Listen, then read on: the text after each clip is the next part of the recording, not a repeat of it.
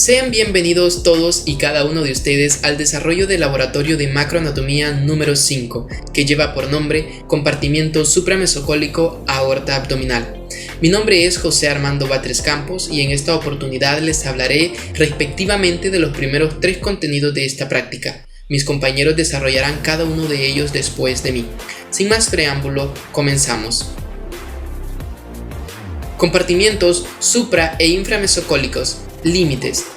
No podemos hablar de estas estructuras sin antes mencionar un poco, aunque sea de una manera general, al mesocolon transverso, ya que es una estructura muy importante en la separación de estos dos compartimientos. Tenemos que el mesocolon transverso es una estructura anatómica que consta de 2 hojas, una anterior y una posterior. También consta de un cuerpo graso y de una raíz de inserción posterior y casi horizontal. El mesocolon transverso es la proyección peritoneal de la hoja del peritoneo, rodea al colon transverso y separa la cavidad peritoneal en 2 estructuras, que son de las que estamos hablando en este momento, el compartimiento supra- e inframesocólicos respectivamente. Compartimiento supra- e inframesocólico. Límites. El compartimiento supramesocólico es una sección de la cavidad peritoneal situada anterior y superior, que se forma por la división que establece el colon transverso. Como pueden observar en la imagen, esta franja amarilla divide al compartimiento supramesocólico del compartimiento inframesocólico. Sus límites. Límite anterior, la pared abdominal anterior. Posteriormente tenemos a la pared dorsolumbar. Superiormente tendríamos a la bóveda diafragmática y lateralmente por los ligamentos frenocólicos derecho e izquierdo. Podemos observar acá. Esos serían los límites del compartimiento supramesocólico. Ya hemos delimitado al compartimiento supramesocólico y ha llegado el momento de hacerlo con el compartimiento inframesocólico. Vuelvo a recalcar que la necesidad de hablar del mesocolon transverso, que no está contemplado en estos contenidos, es para que nos sirva como un punto de referencia y podamos ser más exactos en la división de los compartimientos supra- e inframesocólicos, ya que para el compartimiento supramesocólico el mesocolon transverso es parte de su límite inferior, es su piso. Y para la estructura inframesocólica inferior, el mesocolon transverso se convierte en el techo o en el límite superior. Entonces, de ahí la necesidad de hablar un poco general del mesocolon transverso. Entonces, ahora con el compartimiento inframesocólico, ya lo he dicho, su límite superior es el mesocolon transverso con el aumento mayor. Recordemos que el aumento mayor es esta estructura que en esta imagen ha sido cortada para poder levantar el estómago. Aquí lo podemos observar. Entonces el aumento mayor sería toda esa estructura que estoy marcando, sería parte de su límite superior. Para sus límites laterales tenemos a las correderas cólicas o goteras cólicas, que fuera de que son parte del límite lateral del inframesocolon, pues tienen una funcionalidad bastante importante, ya que al existir la perforación de algún órgano, estas pues se llenan de líquido peritoneal. Claro que hay que extraerlo, porque de no ser el caso podríamos caer en una periotinitis, y ya con un órgano perforado y también encontrarnos con una periotinitis, la situación se complicaría aún más. Y por último, el límite inferior del compartimiento inframesocólico sería la entrada principal o superior de la pelvis. En la imagen que tengo acá pues no se puede evidenciar, pero ya sería la última estructura de la cavidad abdominal y luego continuaría la cavidad pélvica. Estos serían entonces los límites del compartimiento inframesocólico y también del compartimiento supramesocólico, que ya lo he dicho antes. Y de este modo daríamos por finalizado el primer contenido de este laboratorio. Ya hemos delimitado cada compartimiento y ha llegado el momento de determinar qué es lo que encontramos en uno de ellos. Y el contenido dice así: contenido del compartimiento supramesocólico. Entonces vamos a determinar cuáles son aquellas estructuras que encontramos dentro del compartimiento supramesocólico. Tenemos Son muy fáciles ya que están a simple vista todas, y empezamos por el hígado, que está sostenido por esta pinza. Forma parte del compartimiento supramesocólico. También tenemos la bilis y las vías biliares, extrahepáticas y el pedículo. También tenemos el duodeno, esta estructura que podemos observar acá, que va a unirse posteriormente con el intestino delgado. El estómago claramente es parte de este compartimento. Tenemos al páncreas. Esta imagen fue cortada acá, como ya les había comunicado, para poder mostrarnos el páncreas y estos otros conductos que vemos acá. Y por último tenemos al vaso, es parte del compartimento supramesocólico. En una literatura encontré que el vaso era parte del compartimento peritoneal, pero al final se ha determinado que sí es parte del compartimento supramesocólico, así para que no vaya a quedar duda de a qué compartimento pertenece. Y eso sería todo lo de este contenido. Y pasaríamos al último contenido que me toca desarrollar a mí. Hemos llegado al fin de mi participación con el contenido número 3, que lleva por nombre esófago abdominal características. Cuando hablamos de esófago abdominal nos referimos simple y sencillamente a la continuidad del esófago, solo que ha sido delimitado o cortado, por así decirlo, por el músculo diafragma. En las imágenes que estoy proyectando ustedes pueden observar cómo ha sido el músculo diafragma el encargado de generar una división entre la cavidad torácica y en este caso la cavidad abdominal, que es la que estamos desarrollando. Acá se puede observar de una mejor manera. De una manera general, el esófago mide unos 22 a 25 centímetros en el adulto, pero está dividido por algunas secciones. Por ejemplo, en el área cervical mide aproximadamente de 5 a 6 centímetros, en el área torácica de 18 a 16 centímetros, y ya por último en la región abdominal son unos simples 3 o 4 centímetros aproximadamente el diámetro que tiene el esófago. También tenemos que está recubierto por peritoneo, pero solamente en la cara anterior, en esta imagen que vemos acá, porque esta ya sería la imagen posterior, la de la derecha, la cara posterior del esófago.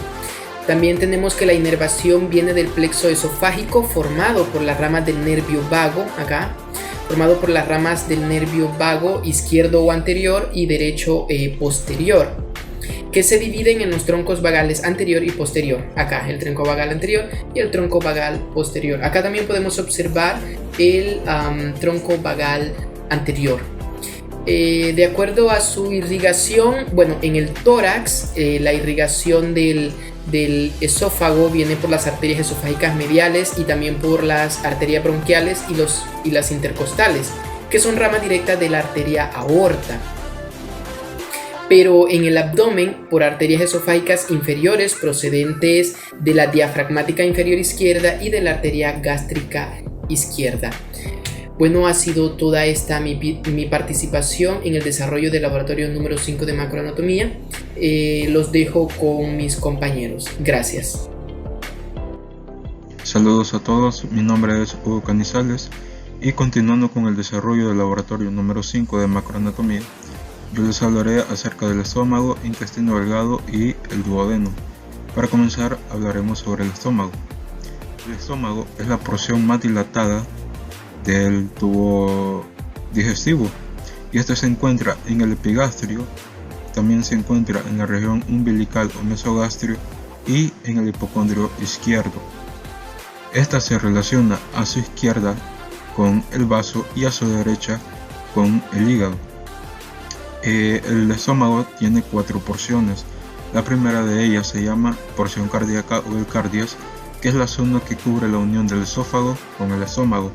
A la izquierda de esta porción se encuentra esta escotadura o incisura llamada escotadura cardíaca, y luego tenemos esta porción llamada fundus o la tuberosidad mayor del estómago. Luego tenemos la tercera porción del estómago, que es el cuerpo gástrico, o también llamado cuerpo del estómago.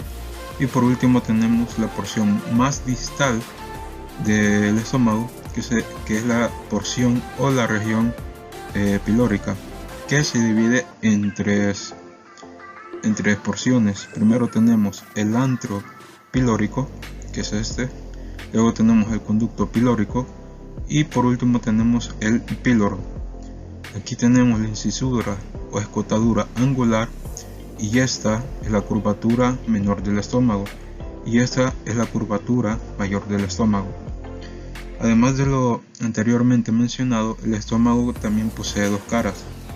Esta que vemos es la cara anterior y está relacionada con el diafragma, que aquí vemos una parte del diafragma, también con el hígado, con la pared abdominal anterior y algunas veces con el colon transverso, que aquí lo podemos ver.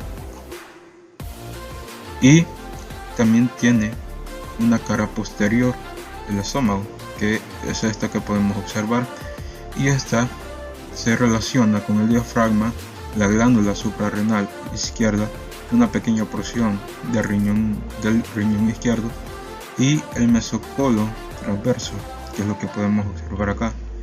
Y el vaso se relaciona con ambas caras, pero por lo general se relaciona más con la cara posterior. Y recordemos que la cara posterior es el límite anterior de la bolsa omental o de la transcavidad de los epiplones. Ahora, el estómago también posee dos orificios: el cardias, que es este, y el píloro, que es este. Ahora veremos la irrigación que recibe el estómago. Aquí tenemos el tronco celíaco, la cual directamente de él sale esa arteria, que es la arteria gástrica izquierda. Luego, una rama del tronco celíaco, esta, que es la arteria hepática común, la cual se divide y da esta rama, que es la arteria hepática propia, de la cual se origina la arteria gástrica derecha, la cual se anastomosa con la arteria gástrica izquierda para dar irrigación a la curvatura menor del estómago. Luego tenemos la curvatura mayor del estómago, que recibe irrigación a través de la anastomosis entre la arteria gastroomental derecha y la arteria gastroomental izquierda. El fundus del estómago, o la tuberosidad mayor del estómago, recibe irrigación a través de estas arterias, las cuales son las arterias gástricas cortas. Ahora vamos a ver el drenaje linfático del estómago. Este se divide en 4 grupos. Tenemos primero el primer grupo de vasos linfáticos, que este acompaña las ramas de la arteria gástrica izquierda, que es esta, y reciben tributarios de cada lado del estómago, y termina en los nódulos gástricos superiores. Estos ganglios son los que menciona y reciben el nombre de nódulos gástricos izquierdos. Luego tenemos el segundo grupo de vasos linfáticos, que drenan el fondo y la porción izquierda del estómago y acompañan a las arterias gástricas cortas y también a la gastroepiploica izquierda, y esta termina en los nódulos pancreáticos lienales, que serían los nódulos esplénicos, que son estos dos, y los nódulos o el nódulo gastroepiploico izquierdo, que es este. Luego tenemos el tercer grupo de vasos linfáticos, que drenan la porción de la curvatura mayor del estómago hasta la región pilórica y desembocan en los nódulos gástricos superiores, en los nódulos gástricos inferiores, los cuales serían los pilóricos y los gastroepiploicos derechos, que son estos que vemos aquí en la curvatura mayor del estómago, al lado derecho y cerca del píloro. Luego tenemos que estos a su vez desembocan en los nódulos subpilóricos, que son estos. Y por último tenemos el cuarto grupo de vasos linfáticos que drenan la porción pilórica y terminan en los nódulos hepáticos, que son estos dos que observamos aquí, en los subpilóricos, que son estos, y en los gástricos superiores. Recordemos que todos estos grupos de nódulos linfáticos se drenan en el grupo de nódulos celíacos, que son estos que observamos acá. Y de aquí, de esos nódulos, la linfa es llevada hacia la cisterna del quilo, que es el inicio del conducto torácico. Ahora vamos a hablar sobre el intestino delgado. El intestino delgado tiene tres porciones. La primera, o la más proximal, es el duodeno. Luego le sigue el yeyuno, que aquí vemos que comienza el yeyuno. Y por último tenemos el ilion, que aquí es la parte final del ilion. Ahora vamos a hablar propiamente del duodeno. El duodeno recibe este nombre porque se consideró que mide unos 12 veces de dedo. Su forma es variable, pero generalmente se parece a la letra C, en cuya concavidad encierra la cabeza del páncreas. El duodeno se extiende desde el píloro hasta la flexura o ángulo duodeno-yeyunal. Mide aproximadamente 20 a 25 centímetros de largo y es la parte más corta, ancha y fija del intestino delgado y no tiene mesenterio, excepto en el inicio de la primera porción.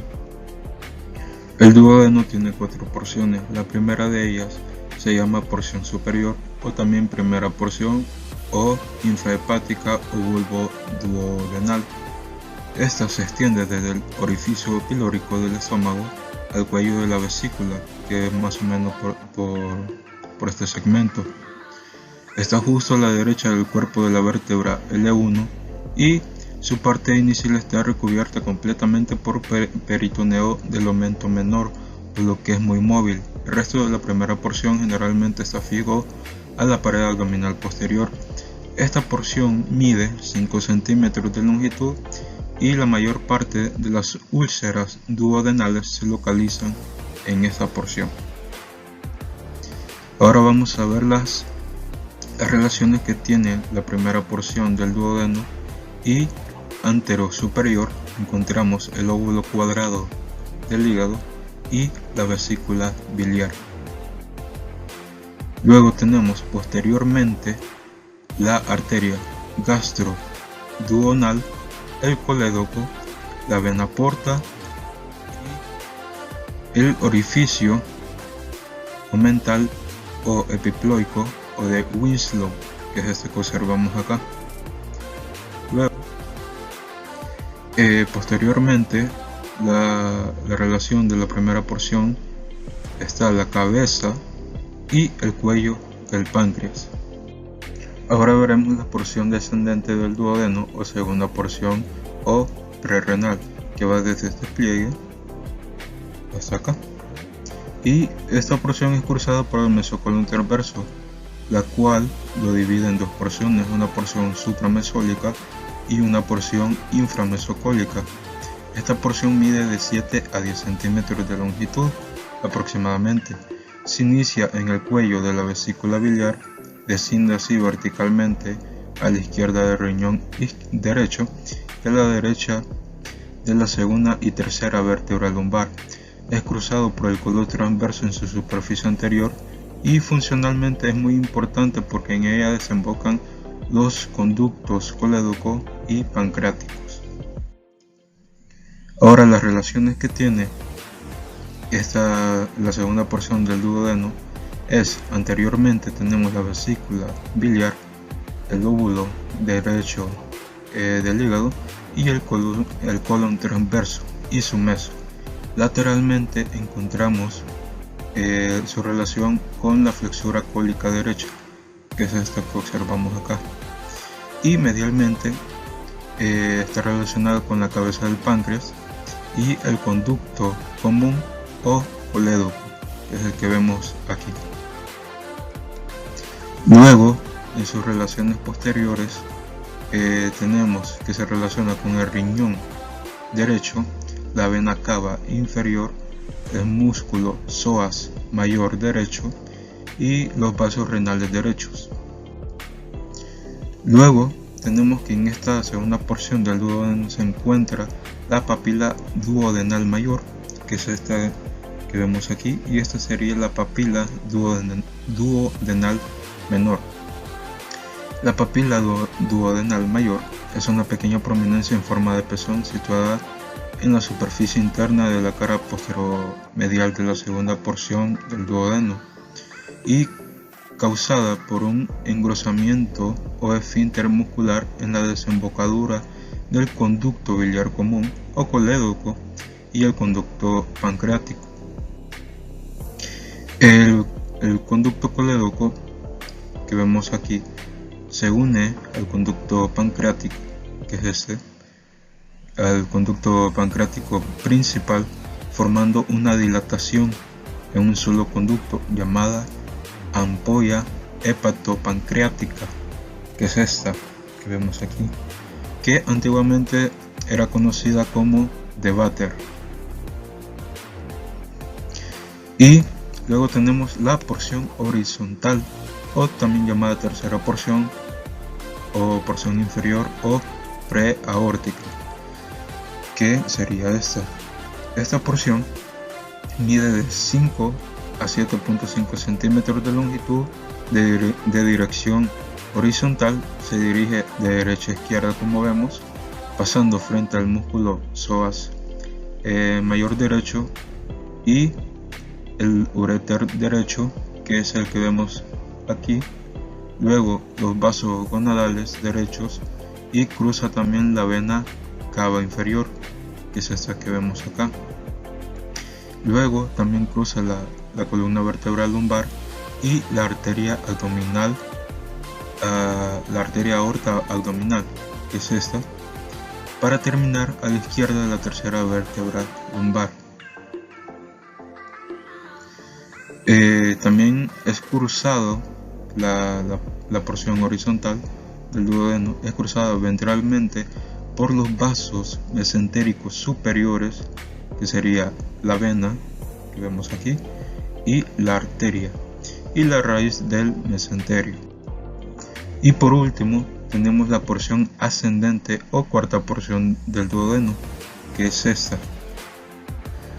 Esta mide 2.5 centímetros de longitud y se dirige hacia arriba y hacia la izquierda de la aorta, como vemos aquí, la aorta abdominal, para llegar al borde superior de la vértebra L2 y termina en la flexura o ángulo duodeno-yeyunal, que este es la flexura, o también conocido como el ángulo duodeno-yeyunal.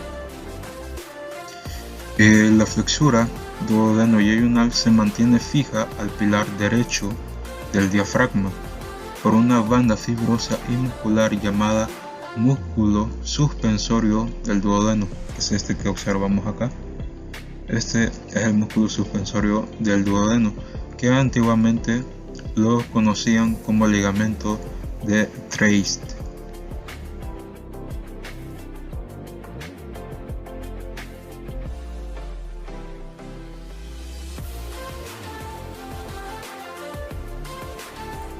Este órgano, por su cubierta parietal, se clasifica como retroparietal o extraparietal. En su mayor parte está ubicado posterior al estómago.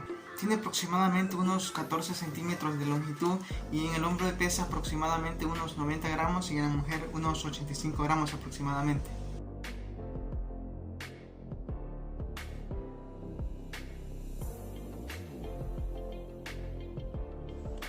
La cabeza del páncreas se encuentra rodeada por la concavidad en forma de C del duodeno.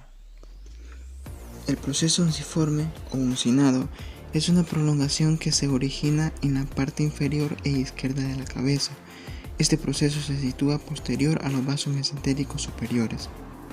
El cuello del páncreas es anterior a los vasos mesentéricos superiores y posterior a él las venas mesentérica superior y esplénica se unen para formar la vena porta.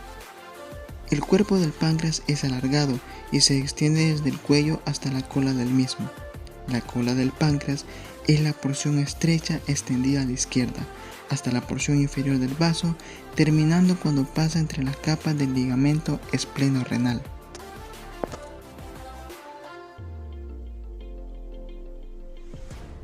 El páncreas cuenta con dos conductos excretores, el conducto pancreático principal y el conducto pancreático accesorio. El conducto pancreático principal se extiende transversalmente del lado izquierdo al lado derecho en el espesor del páncreas. Este termina uniéndose con lo que es el conducto biliar común para formar la ampolla hepatopancreática, la cual se introduce en la papila mayor, la cual está ubicada en la segunda porción del duodeno. Y con respecto al conducto pancreático accesorio, este drena lo que es parte de la cabeza del páncreas y desemboca en lo que es en la papila menor del duodeno. 2 centímetros arriba de la papila mayor se encuentran lo que son los conductos excretores con sus respectivas desembocaduras.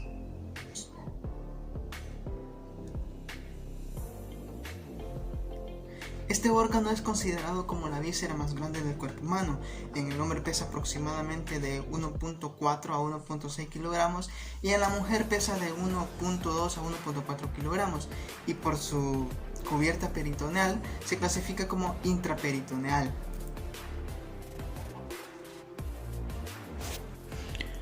El hígado está conectado a la cara inferior del diafragma y a la pared anterior del abdomen por 5 ligamentos. 4 de estos son el falciforme, el coronario y los 2 laterales o triangulares. Son pliegues peritoneales. El quinto ligamento es el ligamento redondo del hígado. Este es un cordón fibroso.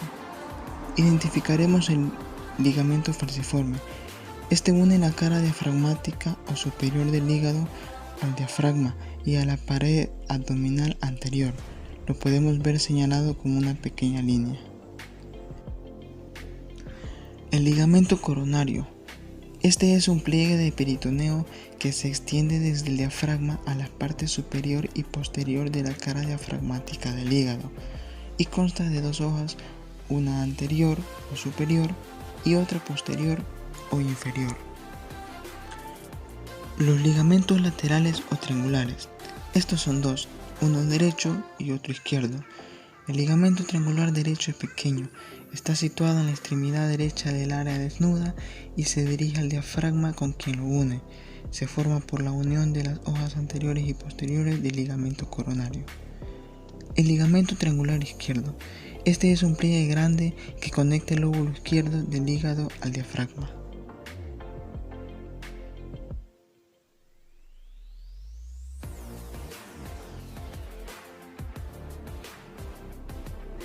En el hígado están presentes lo que son 2 caras, la cara diafragmática o superior y la cara inferior o visceral.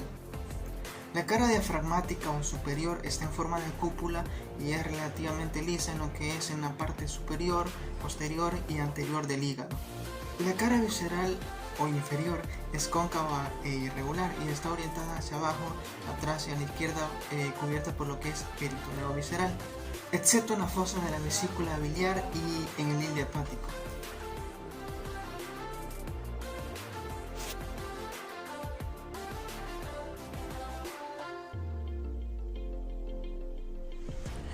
El hígado está dividido anatómicamente en lo que es lóbulo derecho y lóbulo izquierdo. Estos están delimitados en la cara diafragmática por el ligamento falciforme y en la cara visceral por la cisura para el ligamento redondo y la cisura para el ligamento venoso. Funcionalmente está dividido por la vesícula biliar y la vena cava inferior.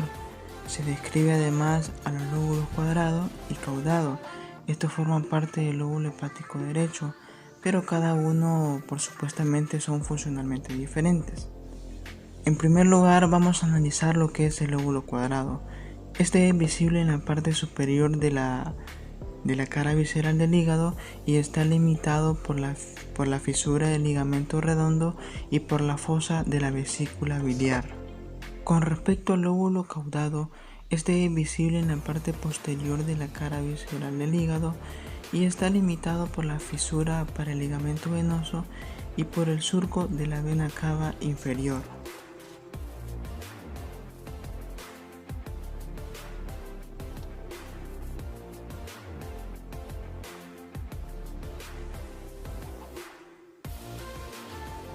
El hilo hepático es una fisura corta, profunda, de 5 centímetros, extendida transversalmente en lo que es en la cara visceral de la porción izquierda del lóbulo derecho. Este separa lo que es el lóbulo cuadrado ventralmente del lóbulo caudado y el proceso caudado. Por medio del hilo hepático penetra en el hígado lo que es la vena porta, las arterias hepáticas derecha e izquierda, los plexos nerviosos hepáticos, y salen lo que es los conductos hepáticos derecho e izquierda y también algunos vasos linfáticos.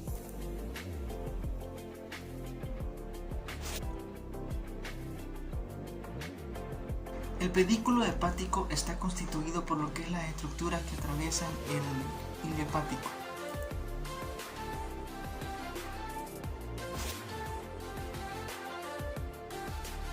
La tríada hepática del hígado está formada por las estructuras que se encuentran en lo que es el borde libre del aumento menor, las cuales son el colédoco conducto biliar ubicado lateralmente, tenemos lo que es también la arteria hepática propia ubicada medialmente y por último tenemos lo que es la vena porta ubicada intermedia y posteriormente.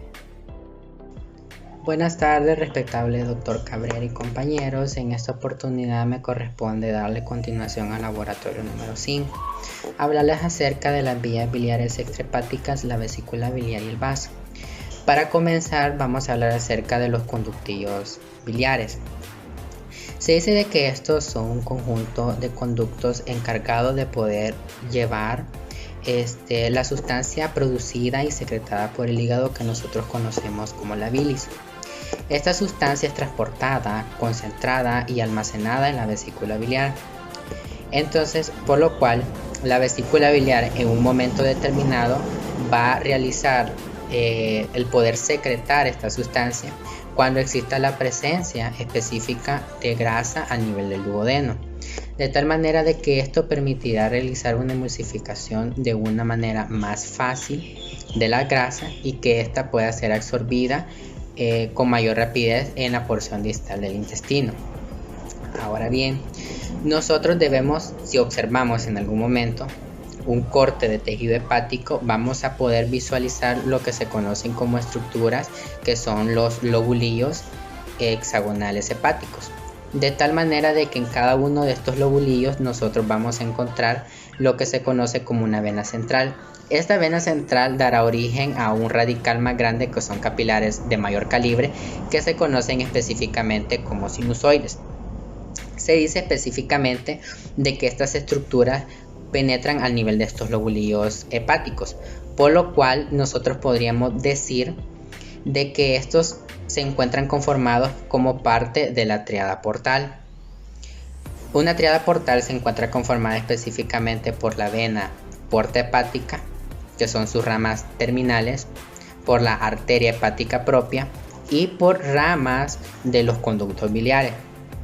En anatomía se tiene especificado que las tríadas portales con estas estructuras son consideradas como unas unidades funcionales a nivel del hígado, pero realmente se consideran fisiológicamente como estructuras que se desarrollan específicamente por las variaciones en cuanto a las presiones en esta zona, por las diferentes afecciones patológicas que puedan presentarse y que se desarrollarán un poco más adelante. Ahora bien, cada uno de los hepatocitos, que son las unidades estructurales que conforman al hígado, específicamente secretan bilis. Estos lo llevan hacia los conductos lobuliares o interlobuliares y de estos conductos interlobuliares hacia lo que nosotros conocemos como los conductos lobulares colectores para poder desembocar al nivel del duodeno. Tomando en cuenta estas estructuras, para la conformación de los conductos biliares tendríamos específicamente que los conductos derecho e izquierdo, que son los conductos hepáticos que se encargan de drenar específicamente en los lóbulos izquierdo y derecho, que son los lóbulos portales en el hígado, se van a fusionar de tal manera que van a realizar la conformación del conducto hepático común.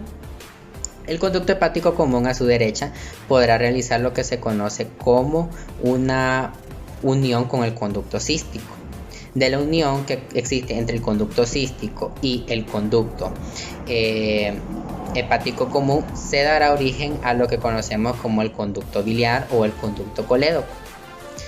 Y este específicamente forma parte de la tríada portal en el aumento menor y que se encargará de realizar el transporte de la vesícula biliar de parte de la bilis hacia el duodeno. Ahora bien, hablando acerca del conducto colédoco, prácticamente es como uno de los conductos más importantes que conforman para el transporte de la bilis en la vesícula biliar. Por lo tanto, dice de que el conducto colédoco se encuentra conformado, como ya habíamos dicho, de la unión entre el conducto cístico y el conducto hepático común. Se dice específicamente de que este tiene una longitud variada entre 5 a 15 centímetros. Únicamente va a variar dependiendo el punto de unión que suceda entre el conducto cístico y el conducto hepático común. Dándole continuación a lo que corresponde al conducto colédoco, se dice de que este conducto desciende posterior a la porción superior del duodeno y se sitúa en la cara posterior del surco de la cabeza del páncreas. Del lado izquierdo de la porción descendente del duodeno entra en contacto con el conducto pancreático principal. Estos conductos específicamente discurren oblicuamente a través de la pared del duodeno para formar la ampolla de Vater. Su extremo distal desemboca en el duodeno a través de la papila duodenal mayor, donde el músculo circular que rodea y que forma el esfínter al nivel de la ampolla de Vater, específicamente cuando se contrae, evitará que la bilis pueda llegar a la porción del duodeno, por lo cual esta regresa a la bilis y se almacena para concentrarse allí. Lo que sucede únicamente es que este esfínter es el específico para evitar de que se realice rápidamente expulsión de la vesícula biliar por parte de la bilis. Acerca de lo que corresponde al conducto colédoco, vamos a hablar un poco acerca de lo que corresponde a la irrigación del mismo conducto. Dice de que esta irrigación se realiza por medio de la arteria cística, que irriga su porción proximal del conducto, y la rama derecha de la arteria hepática propia, que perfunde a través de la parte media del conducto. La arteria pancreatoduodenal, que irrigan la porción superior y posterior, y la arteria gastroduodenal, que irrigan la porción retroduodenal del conducto. En su drenaje venoso, tanto su porción proximal del conducto y la de los conductos hepáticos suele darse específicamente y directamente a través de poder entrar en el hígado, y a partir de la vena pancreatoduodenal superior posterior drena la porción distal del conducto biliar y drena en la vena porta hepática o alguna de sus tributarias. Ahora bien, este conducto colédoco se considera como una de las partes más importantes. Continuando, diremos acerca de la vesícula biliar. Dice de que esta tiene específicamente de 7 a 10 centímetros de longitud y se encuentra en la fosa de la vesícula biliar, en la cara visceral del hígado, cuya fosa se encuentra en la unión de las porciones derecha e izquierda del hígado, por lo cual su relación con el duodeno es tan estrecha que la porción superior suele estar teñida en un cadáver. En su posición normal, el cuerpo de la vesícula se encuentra anterior a la porción superior del duodeno y el cuello y conducto biliar lo encontramos superior al duodeno. Bueno, hablando todavía de la vesícula biliar, encontraremos específicamente ciertas particularidades de ella. Una es que esta tiene forma de pera, así como también esta puede contener hasta 50 ml de bilis. El peritoneo que rodea por completo a la vesícula y se une a su cuello y cuerpo al hígado respectivamente. Esta posee 3 porciones. Dichas porciones encontramos que el fondo es del extremo ancho y romo y que se proyecta en el borde inferior del hígado. en el extremo del noveno cartílago costal. El cuerpo es la porción principal y que está en contacto con la cara visceral del hígado, colon transverso y porción superior del duodeno. El cuello es el extremo estrecho y ahusado, opuesto al fondo, y que se dirige al porte hepático, el cual tiene forma de S y que se une al conducto cístico. El conducto cístico específicamente tiene uno de 3 a 4 centímetros de longitud. Conecta el cuello de la vesícula biliar con el conducto hepático común. Y la mucosa del cuello forman un pliegue en espiral, o sea, una válvula, que contribuye a mantener abierto dicho conducto, de modo que la bilis se desvíe fácilmente del interior de la vesícula cuando el extremo distal del conducto colédoco se encuentre cerrado por el esfínter de la ampolla de Vater y no pasa al duodeno cuando se contrae la vesícula. Dicho pliegue igual proporciona una resistencia adicional al vaciado brusco de la bilis cuando los esfínteres están cerrados por completo, y se produce un aumento repentino de la presión intraabdominal al estornudar o toser. Ahora, prosiguiendo, es con respecto a la irrigación que corresponde a la vesícula biliar, su drenaje también. También encontramos un drenaje linfático y una inervación, así que esto se irá desarrollando. Vale. Su irrigación específicamente de la vesícula y el conducto cístico provienen específicamente de la arteria cística, que a menudo se origina de la rama derecha de la arteria hepática propia, en el llamado trígono que se forma entre el conducto hepático común, el conducto cístico y la cara visceral del hígado. En el drenaje venoso tendríamos que el conducto cístico y el cuello de la vesícula fluyen por las venas císticas. Estas venas pequeñas y habitualmente múltiples pueden pasar de manera directa al hígado y drenar en el hígado a través de la vena porta hepática. Después de unirse a las venas que drenan en los conductos hepáticos, el conducto y al conducto biliar proximal. Las venas que drenan el fondo y el cuerpo de la vesícula biliar pasan directamente a la cara visceral del hígado y drenan en los sinusoides hepáticos. Con respecto a su drenaje linfático e inervación, tendríamos que el drenaje linfático se realiza en los nódulos linfáticos hepáticos, pasando a menudo a través de los nódulos linfáticos císticos, y los nódulos linfáticos eferentes a estos nódulos pasan hacia los nódulos celíacos. Se dice de que su inervación, tanto de la vesícula como el conducto cístico, pasan junto con la arteria cística, desde el plexo nervioso celíaco, que son fibras simpáticas, y aferentes viscerales que definen el dolor, y el nervio vago, que son las fibras parasimpáticas. El nervio frénico derecho, que son aferentes somáticas, y puede comportarse debido al dolor y a la inflamación de la vesícula, o sea, puede presentar variaciones, ¿verdad?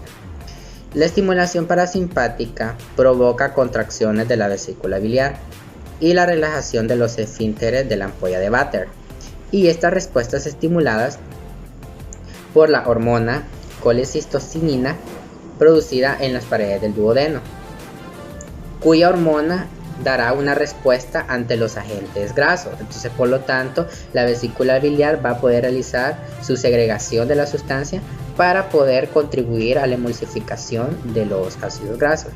Ahora tenemos una correlación clínica con respecto a la vesícula biliar, que estos son los cálculos biliares. Se dice de que los cálculos biliares específicamente son considerados como concreciones que se forman en la vesícula biliar, en el conducto cístico y el hepático común.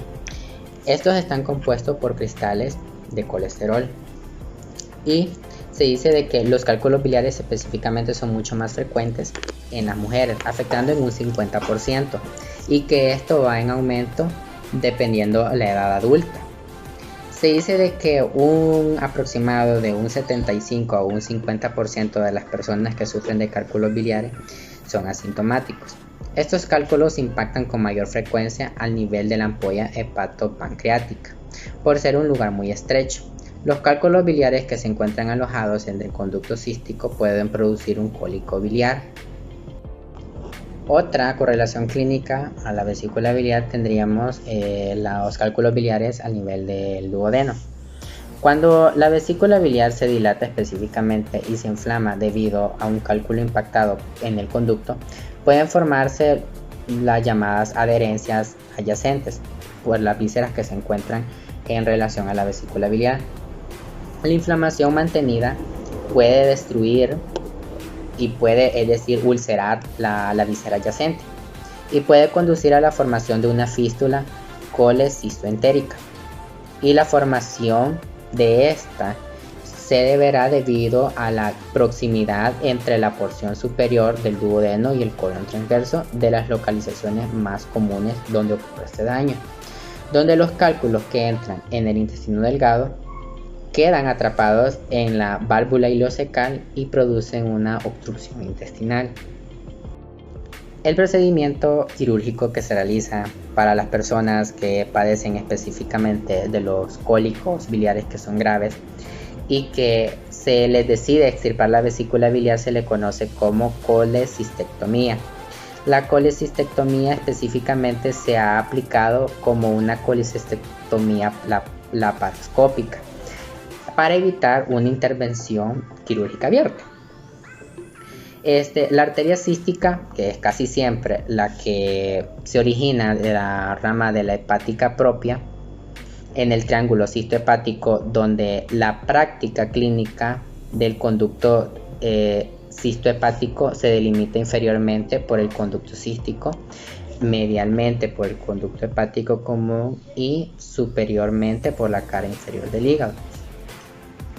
De antes de cortar, en este caso para las personas que realizan los procedimientos quirúrgicos, cualquier estructura, se debe específicamente identificar los conductos biliares, que esto es lo que realizan los médicos quirúrgicos, así como la arteria hepática y seguidamente la cística, que normalmente esta es una rama de la derecha de la hepática propia y que se encuentra en peligro comúnmente en esta intervención, y que antes de realizar eso debe de localizarse la cística para poderla ligar y poder realizar los cortes respectivos para poder realizar la extirpación de la vesícula biliar.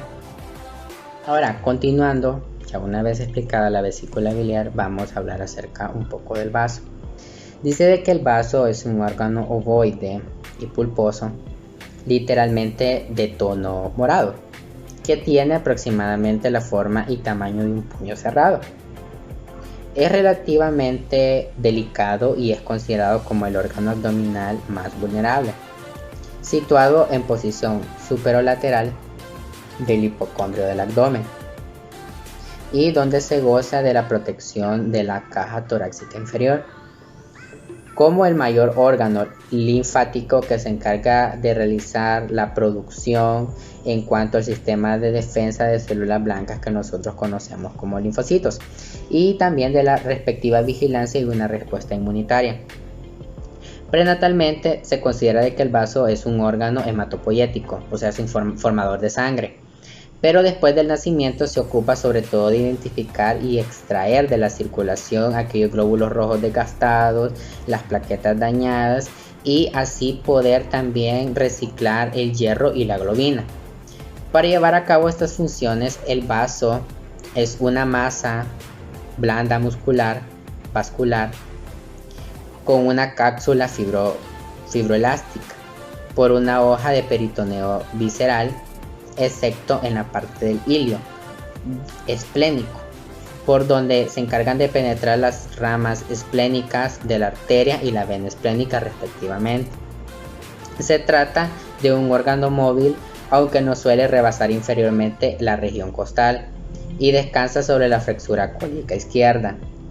Después esta se relaciona con las costillas de la 9ª a la 11ª costilla y se encuentra separado de ellas por el diafragma y el receso costodiafragmático. Con respecto a las relaciones del vaso, anteriormente tendríamos el estómago, posteriormente se encuentra la parte izquierda del diafragma que le separa de la pleura, el pulmón y las costillas de la 9ª a la 11ª, inferiormente por la flexura cólica izquierda y medialmente por el riñón izquierdo. El vaso varía mucho de tamaño, peso y forma. No obstante, suele tener entre 12 centímetros de largo y 7 centímetros de ancho. Para sus relaciones en cuanto a sus respectivas caras y sus bordes, tendríamos de que la cara diafragmática del vaso adopta una forma convexa para ajustarse con la cavidad del diafragma y los cuerpos de las costillas adyacentes. Pero su estrecha relación con las costillas puede ser perjudicial por fracturas producidas respectivamente en la zona. En cuanto al borde anterior y superior del vaso, son agudos a medida y escotados a medida se va visualizando, mientras que su extremo posterior, que es la porción medial, su borde inferior son redondeados. Es difícilmente palpable a través de la pared anterolateral del abdomen, cuando se endurece y agranda hasta unas 3 veces de su tamaño normal, y se desplaza por debajo del reborde costal izquierdo y su borde superior se sitúa inferomedialmente. El vaso se encuentra en contacto respectivamente con la pared posterior del estómago y se conecta con su curvatura respectivamente mayor mediante el ligamento gastroesplénico y el riñón izquierdo a través del ligamento esplano-renal. Con respecto a la irrigación, el drenaje venoso, su drenaje linfático y su inervación, tendríamos lo siguiente: que la respectiva vascularización del vaso procede de la arteria esplénica, que es una de las mayores ramas del tronco celíaco. Sigue su trayecto tortuoso posterior a la bolsa omental y anterior al riñón izquierdo y a lo largo del borde superior del páncreas. Entre las hojas del ligamento espleno-renal y la arteria esplénica se divide en 5 o más ramas que entran en el hilio del vaso. Con respecto a su drenaje venoso del vaso, se produce a través de la vena esplénica, formada por varias tributarias que emergen del hilio respectivamente. Se unen a la vena mesentérica inferior y discurre posteriormente al cuerpo y la cola del páncreas. Durante la mayor parte de su recorrido, esta vena esplénica se une a la vena mesentérica superior posterior al cuello del páncreas para formar la vena porta hepática. Con respecto a su drenaje linfático, los vasos linfáticos esplénicos parten de los nódulos linfáticos pancreatoesplénicos en su camino hacia los nódulos celíacos. Los nódulos pancreatoesplánicos se relacionan con la cara posterior y borde superior del páncreas respectivamente. Y por último, su inervación proviene del plexo celíaco. Se distribuyen a lo largo de las ramas de la arteria esplénica y su función, por lo tanto, es vasomotor. Y por último, tendríamos la correlación clínica y el procedimiento quirúrgico que se realiza en el caso de una afección a nivel del vaso, que es conocido como la ruptura esplénica. El traumatismo cerrado, específicamente en el lado izquierdo o en otras regiones del abdomen, provoca un aumento pronunciado y súbito de la presión intraabdominal, como por ejemplo un impacto contra el manillar de una motocicleta, que puede romper la delgada cápsula fibrosa del vaso y el peritoneo que lo recubre, dañando así el parénquima específicamente de la porción blanda y pulposa de este órgano. Por lo tanto, se realiza el procedimiento quirúrgico que se conoce como esplenectomía, que prácticamente un daño en este órgano es difícil de poder reparar. Una ruptura esplénica específicamente, en consecuencia, a menudo debe de realizarse este procedimiento, que es la esplenectomía, a fin de impedir de que el paciente pueda morir de una hemorragia interna. Sucede de que específicamente el vaso es un órgano de la vida, pero no siempre es vital. Por lo tanto, al ser extirpado no generaría como mayores problemas en la persona.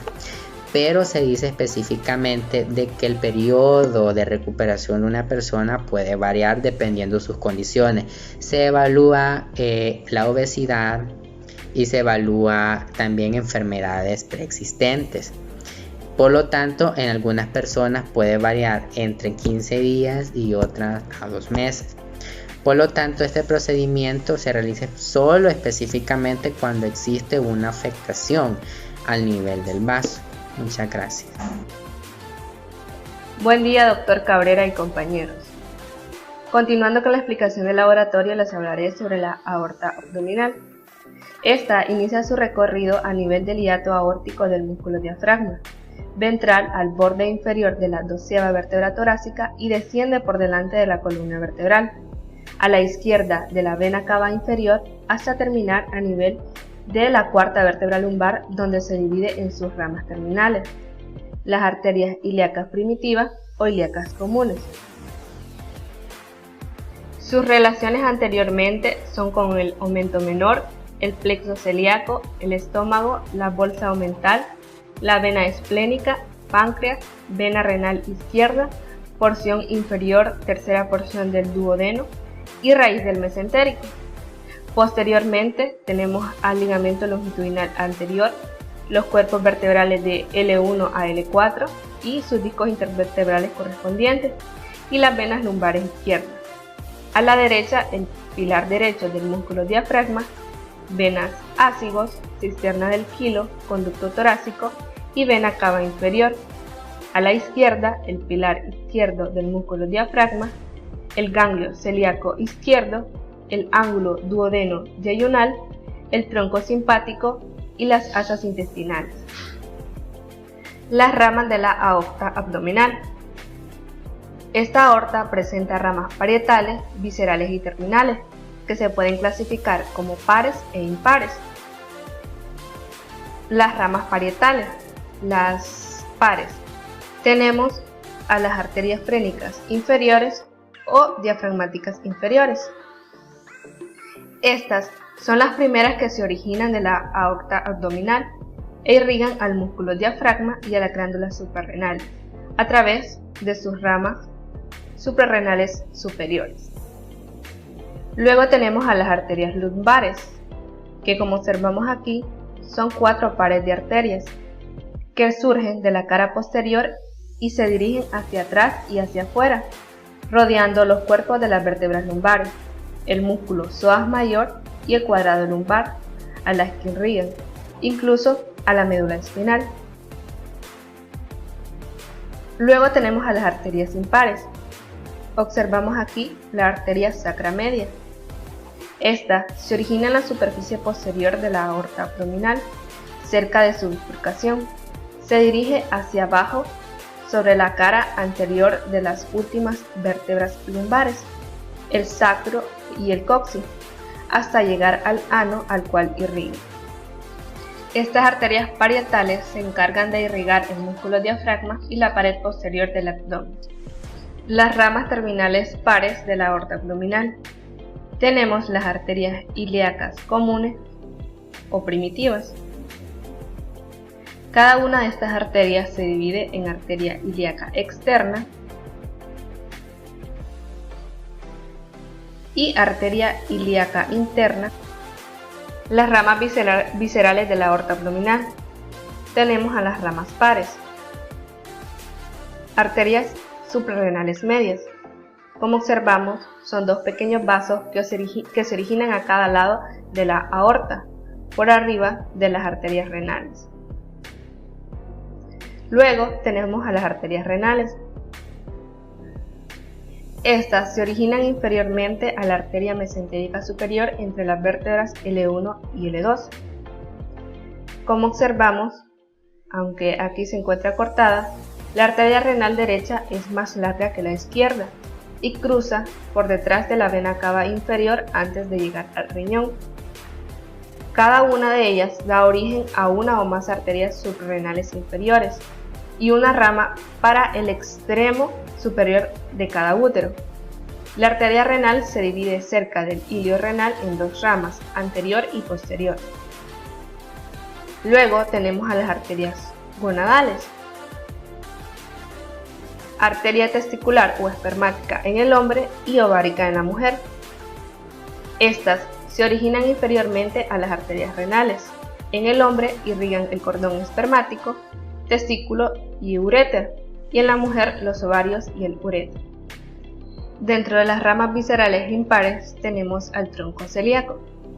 Este emerge de la cara ventral de la aorta inmediatamente por debajo del hiato aórtico, a nivel de la vértebra L1. Las ramas del tronco celíaco.